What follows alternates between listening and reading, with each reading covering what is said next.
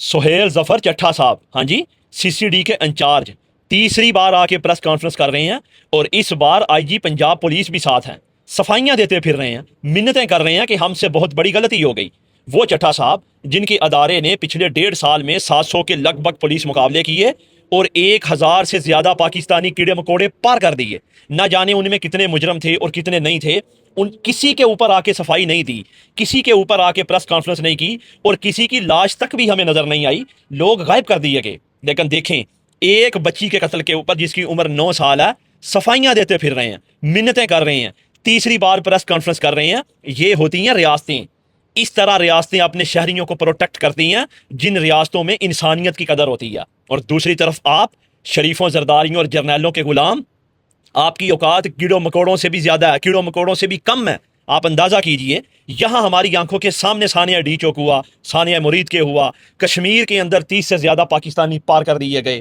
اب تک یہ ایک جرنیل کے فیصلے کی وجہ سے 1 لاکھ پاکستانی بم دھماکوں میں چلے گئے۔ کسی کی کوئی پرواہ کی؟ کسی کے اوپر کوئی پریس کانفرنس آئی؟ کسی کے اوپر انہوں نے کوئی اپنی پالیسی تبدیل کی؟ نہیں۔ لیکن ایک بچی کیا قتل ہو گئی، وہاں آسٹریلیا کے وزیر اعظم نے ایکشن لے لیا۔ اس نے کہا مجھے اس کا انصاف چاہیے، مجھے شفاف تحقیقات چاہیے، اور آپ جناب سی سی ڈی کے لوگوں کو بھی پکڑ لیا، ان کو جیل میں ڈال دیا، اور صفائیاں دے رہے ہیں کہ ہم اس واقعے کی شفاف تحقیقات کریں گے۔ اگر شفاف تحقیقات کرنی ہے نا، تو وہ بابے کا مطالبہ بالکل ٹھیک تھا کہ ان اہلکاروں کو ویسے ہی جیسے آپ لوگوں کو کہتے ہو نا کہ ہم نے فل فرائی کر دیا، ہاف فرائی کر دیا، ان کو بھی سامنے لاؤ، پولیس مقابلہ کرو، اور کرو ذرا ان کو فل فرائی۔ ہم دیکھتے ہیں کہ جب تم لوگوں کے نوجوانوں کو اٹھاتے ہو اور وہ کرتے ہو، پھر ذرا سوچنا کہ ان کے اوپر کیا گزرتی ہوگی۔ پاکستان میں رہنے والے یہ کیڑے مکوڑے، یہ سوچ لو، قسم خدا کی آپ کی اوقات ان لوگوں کی نظر میں کیڑوں مکوڑوں سے بڑھ کر نہیں ہے۔ آپ اندازہ کیجئے کہ کیا کچھ اس ملک میں نہیں ہوتا، لیکن کوئی پریس کانفرنس یا کوئی ذمہ داری نہیں لیتا۔